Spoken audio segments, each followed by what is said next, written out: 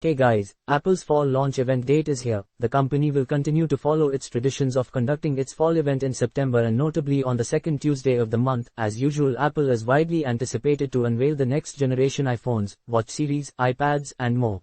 This year Apple's fall event is called Wonderlust.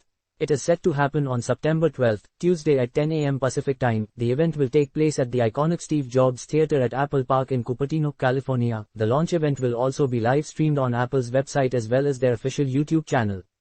The Wonderlust event invitation shared by Apple includes the company's logo in black, blue, and gray colors.